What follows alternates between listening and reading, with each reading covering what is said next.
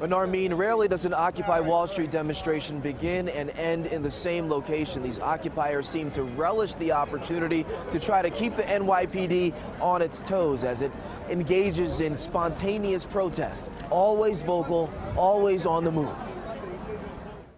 After an afternoon of splintered protests, the Occupy Wall Street movement reestablished its presence today in Union Square. There were too many different causes on display to count. In other words, a typical Occupy demonstration.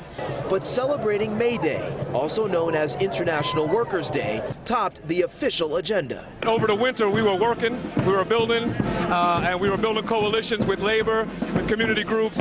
And today is a day where we're standing and celebrating great things to come for the spring and the summer in solidarity with workers all over the world. You may recall George Martinez, who we first met in March, right here in Union Square during a hoodie rally in support of Trayvon Martin. The man who wore a hoodie under his suit that day says he's now officially a candidate for Congress. We're looking to bring the power of this movement, the power of the issue awareness to the streets in my congressional district.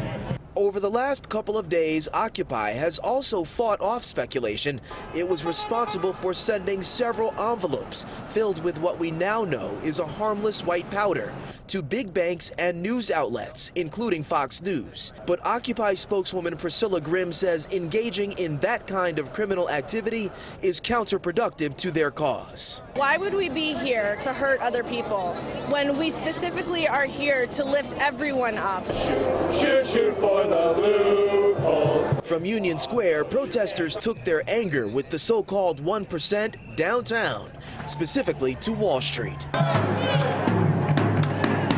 As usual, it was a fractured affair as the NYPD sent half the crowd in one direction and funneled the other half in another. This protester says she's not at all worried about this leaderless, often chaotic movement losing momentum. There's no concern at all. Movements ebb and flow, just like anything else that occurs in history. But what we are aware of is that the income gap is just widening. Today's demonstration, both here in Union Square and down on Wall Street, was not entirely peaceful. The NYPD says it's so far made about 30 arrests. We're live in Union Square. Jay Dow, PIX 11 News. Jody.